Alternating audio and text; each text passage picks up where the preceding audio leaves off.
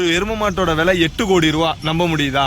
ஆமாங்க. இப்போ ஒரு எரும மாடை இங்கே கேட்டாலே விலை கேட்டாலே 1.5 லட்சம் ரூபாய்க்கு மேலே தான் சொல்கிறாங்க. 8 கோடி ரூபா வரைக்கும் அதிகமாக எருமை மாடுகள் விற்பனை ஆயிருக்கு அப்படிங்கிறாங்க. அப்படி என்ன 8 கோடி ரூபா கொடுத்து எருமை மாடு வாங்குறாங்க, அதில் என்ன தனித்துவம் இருக்குது அப்படிங்கிறத இந்த காணொலியில் பார்ப்போம். வணக்கம், நான் உங்கள் தாயகம் விஜய். தாயகம் எதிர்காலத்திற்கான மரபு விதைகள். இங்கே பந்தர்பூர் பகுதியில், இது வந்து மகாராஷ்டிரா மாநிலம், இங்கே சோலாப்பூர் மாவட்டம், அதில் பந்தர்பூருங்கக்கூடிய பகுதி. இங்கே எருமை மாடுகள் ஃபேமஸ்.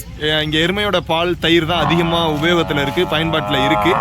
இங்கே நம்ம இந்த சந்தைக்கு வந்திருக்கும் போது யதார்த்தமாக இந்த சந்தையை நம்ம பார்வையிட்டு இங்கே நம்ம நாட்டு விதைகளையுமே காட்சிப்படுத்தி ஒரு முயற்சி பண்ணலாம் அப்படிங்கிற சோதனையில் ஒரு சில வேலைகள் செஞ்சுட்டு இருக்கிறோம். அப்போ இந்த சைடு வரும்போது எருமை மாடுகளுக்குன்னு தனியாக ஒரு இடங்கள் அமைச்சு அங்கே நிறைய எருமை மாடுகள் இருக்குது. இப்போ நம்ம இந்த நேற்று கிளார் கசரி கிளார் மாடுகள் பார்த்தோம் இல்லையா, அதே மாதிரி இங்கே எருமை மாடுகளுக்குன்னு நிறைய ரகங்கள் இருக்குது. இந்த எருமை மாடுகளுடைய விலை நிலவரம், எந்த மாடுமே 1.5 லட்சம் ரூபாய்க்கு கீழே அவங்க விலை சொல்லலை. அதிகபட்சமான விலைன்னு பார்த்தீங்கன்னா 35 லட்சம் 40 லட்சத்துக்குலாம் விற்பனையாக இருக்குது அப்படிங்கிறாங்க.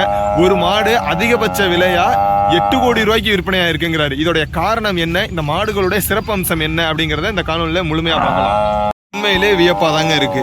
ஒரு மாடு 8 கோடி ரூபா கொடுத்து வாங்குறாங்க அப்படின்னா அதை ஏன்னு தெரிஞ்சுக்கணும் அப்படிங்கிறதுக்காகவே முழுமையாக அவங்கள்ட்ட டிரான்ஸ்லேட்டர்லாம் பயன்படுத்தி ரொம்ப நேரம், கிட்டத்தட்ட ஒரு மணி நேரம் போட்டு தகவல் வாங்கியிருக்கிறோம். அந்த எருமை மாடுகளுக்கு செயின்லாம் போட்டிருக்கிறாங்க பாருங்க, எவ்வளோ. அந்த எருமை மாடை டெக்கரேட் பண்ணி எல்லாம் விற்கிறாங்க. இந்த எருமை மாடோட சிறப்பம்சம் என்ன அப்படின்னா நிறைய இருக்குங்க. இந்த எருமை மாடு இப்போ தாங்க கண்ணு போட்டிருக்கு, இங்கே கொண்டு வந்ததுக்கப்புறம் கண்ணு போட்டிருக்கு. கண்ணு போட்ட எருமை மாடுகள் 3 லட்சம் ரூபாய்க்கு குறைஞ்சி தர மாட்டாங்களாம். இங்கே மாட்டோட வயதை பொறுத்து அதோடைய விலை நிலவரங்கிறது அப்பப்போ மாறிட்டே இருக்கும் அப்படின்னு சொல்கிறாங்க. இந்த எருமையோட சிறப்பம்சம் என்ன அப்படின்னா, இது பந்தர்பூர் பகுதிக்கே சிறப்பான எருமை மாடுகள் அப்படிங்கிறாங்க. இங்கே அதிகமாக இது உபயோகத்தில் இருக்குது. பால் திறன், பால் உற்பத்தி திறன் ரொம்ப அதிகம் அப்படின்னு சொல்கிறாங்க. இந்த மாடுகளுடைய பால் உற்பத்தி திறன் வந்து ரொம்பவே அதிகமாக, ஒரு வேலைக்கு சாதாரணமாகவே 10 to 12 லிட்டர் கறக்குமா, அதிகபட்சமாக நிறைய கறக்கும் அப்படிங்கிறாங்க பால் உற்பத்தி. சரி, பால் உற்பத்திக்காக ஒரு மாடை யாராவது 35 லட்சம் 40 லட்சம் இல்லை 4 லட்சம் அதெல்லாம் விட 8 கோடி ரூபாய்க்கு வாங்குவாங்களா அப்படின்னு ரொம்ப வியப்பாக இருந்துச்சு.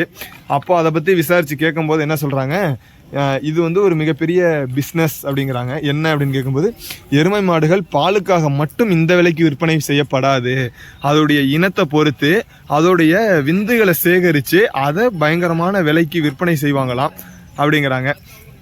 இந்த மாடு பார்த்திங்கன்னா பார்க்குறதுக்கு பயங்கரமாக இருக்குது. இந்த மாட்டோட விலை வந்து இவங்க இந்த சந்தையில் சொல்கிறது வந்து 4 லட்சம் ரூபா சொல்கிறாங்க. இதை விட பெரிய மாடுகள் அப்படியும் இருக்கும், கொண்டுட்டு வருவாங்களாம் சந்தைக்கு. அப்போ ஒரு வருஷத்துக்கு ஒரு மாட்டிலிருந்து விந்து உற்பத்தி செஞ்சு அதை விற்பனை செய்கிறது மட்டுமே 50 லட்சம் ரூபாய்க்கு விற்பனை செய்வாங்களாம். அப்போ 50 லட்சம் ரூபாய்க்கு ஒரு மாட்டோட ஒரு வருஷ வருமானம் அப்படின்னு சொல்கிறாங்க. அந்த மாட்டில் இப்போ அந்த மாட்டை யார் வாங்கியிருக்காங்க அப்படின்னு பார்த்தீங்கன்னா ஹரியானாவில் ஒரு விவசாயியுடைய மாடு அது. அவருடைய மாட்டுக்கு 8 கோடி ரூபா விலை சொல்லி விற்பனைக்கு நிற்கிறாராம். பார்த்துக்கோங்க. அப்போ எருமை மாடுன்னு நம்ம சாதாரணமாக ஒருத்தரை ரொம்ப எளிமையாக திட்டிட முடியாது. அப்போ எருமை மாட்டுகளுக்குன்னு சில மதிப்புகள் இருக்குது. எருமை மாடுகள் வந்து மகாராஷ்டிரா மாநிலத்தில் சோலாப்பூர், பந்தர்பூர், சாங்கி, கோலாப்பூர் இந்த மாவட்டங்கள் எல்லாம் ரொம்ப அதிகமாக வளர்க்கப்பட்டுட்டு வருது அப்படிங்கிறாங்க. 2 நாட்களுக்கு முன்னாடியே மாடுகளை கொண்டுட்டு வந்து இங்கேவே டென்ட்டு போட்டு தங்கிடுறாங்க. அவங்களுக்கு தேவையான உணவு இங்கேவே சமைக்கவும் செய்கிறாங்க. அவங்களுக்கு தேவையான மாடுகளுக்கு தேவையான தீவனங்களையும் கொண்டு வந்துடுறாங்க. மக்காச்சோள தட்டைகளை மட்டும்தான் பச்சையாக வெட்டி ஏற்றி கொண்டுட்டு வந்துடுறாங்க. அதுக்கு ஒரு கருவி வச்சுருக்கிறாங்க. அந்த கருவியில் வெட்டி அதை போட்டு விற்பனை செஞ்சிட்ருக்கிறாங்க. எருமை மாடுகள் முழுமையாக அந்த சந்தை முழுவதுமாகவே இருக்குது. நிறைய சின்ன பசங்க பெரியவங்க எல்லாருமே இந்த சந்தையில் இடம்பெற்றிருக்கிறாங்க. இந்த 2 நாளைக்கு முன்னாடியே ஏன் வரீங்க அப்படின்னு கேட்டால் இங்கே பயங்கர ரஷ் ஆகிருமா. குறைஞ்சபட்சம் 5 லட்சம் மக்கள் வருவாங்களாம். விற்பனை வந்து மிகப்பெரிய அளவில் நடக்குமா. அப்போது அதுக்காக 2 நாட்களுக்கு முன்னாடியே வந்து இடம் பிடிப்பாங்களாம், இந்த இடத்துல அவங்க கட்டிக்கணும் அப்படிங்கிறதுக்காக. இன்னொரு விஷயம், ஒரு ஃபார்மர் என்ன சொன்னார் அப்படின்னா, ஒரு விவசாயி, நாங்கள் வந்து 4 நாளும் இருந்து மாடு விற்க மாட்டோம், 2 நாளைக்கு முன்னாடியே வந்துட்டோம்னா இங்கே வியாபாரிகள் வருவாங்க, வியாபாரிகள்கிட்ட மாடை மொத்தமாக விற்றுருவோம், அதுக்கப்புறம் அவங்க நவம்பர் 1லேருந்து 4ஆம் தேதி வரைக்கும் நடக்கக்கூடிய அந்த சந்தையில் ஒரு விலை வச்சு அவங்க விற்றுப்பாங்க அப்படின்னு சொன்னாங்க. அப்போ அந்த மாதிரியும் நடக்குது. இது தமிழ்நாட்டிலே ரொம்ப இயல்பாக நடக்குது. சந்தை வந்து காலையில் அதிகாலையில் துவங்குது அப்படின்னா அதுக்கும் ஒரு 2 மணி நேரம் 3 மணி நேரத்துக்கு முன்னாடியே வந்து அந்த மாட்டை காசு கொடுத்து வாங்கி, மாடோ இருந்தாலும் ஆடாக இருந்தாலும் வாங்கி அதுக்கப்புறம் வாங்க வர மக்கள்கிட்ட அதிக விலைக்கு விற்பாங்க. அந்த சூழ்நிலையும் நடக்குது.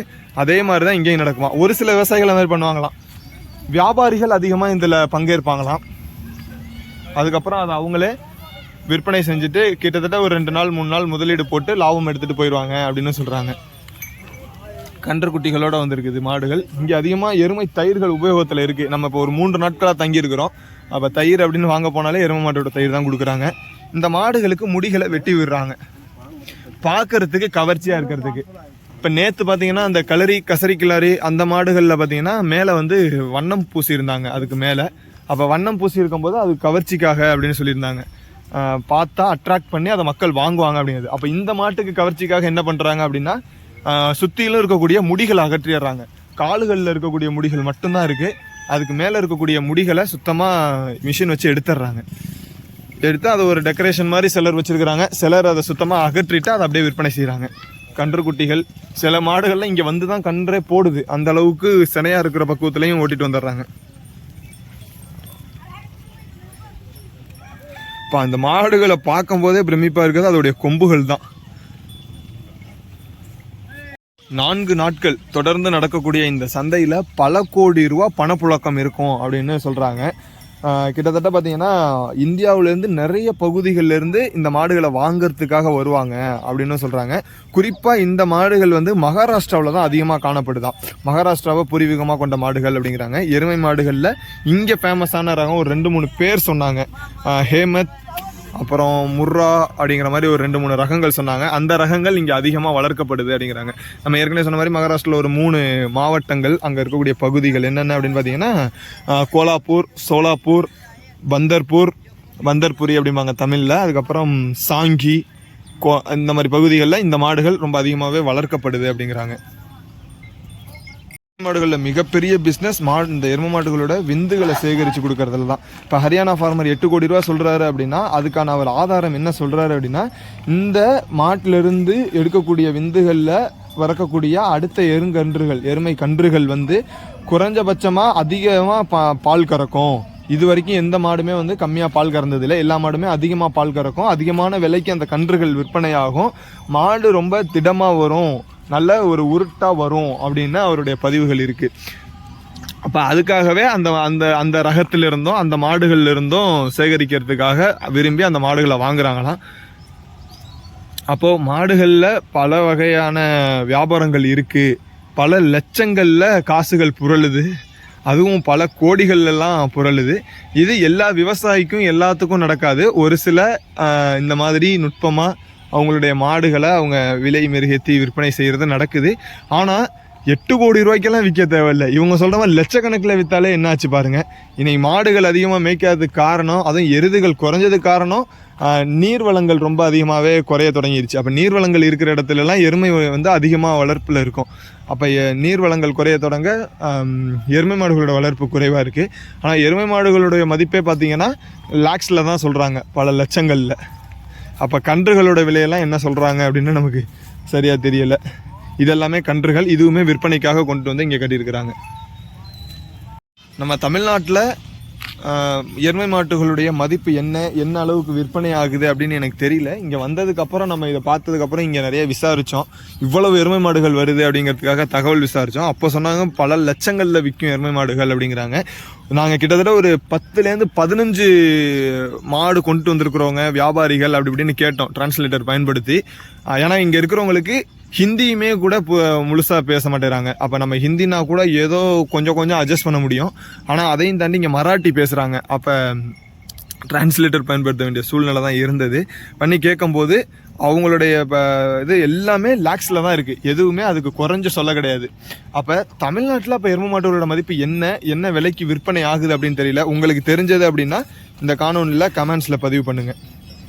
நன்றி. அடுத்தடுத்த காணொலிகளை சந்திப்போம். இந்த சந்தை நாளைக்கு தான் துவங்குது. நவம்பர் 1லிருந்து நவம்பர் 4ஆம் தேதி வரைக்கும் நடக்குது. இந்த சந்தையில் எவ்வளவு மக்கள் வராங்க, இவங்க சொன்ன மாதிரியே நம்ம எதிர்பார்த்த மாதிரி 5 லட்சம் மக்கள் வராங்களா, மாடுகள் எப்படி விற்பனை ஆகுது அப்படிங்கிறதெல்லாம் கவனிச்சு அடுத்தடுத்த காணொலிகளில் சந்திப்போம். நன்றி.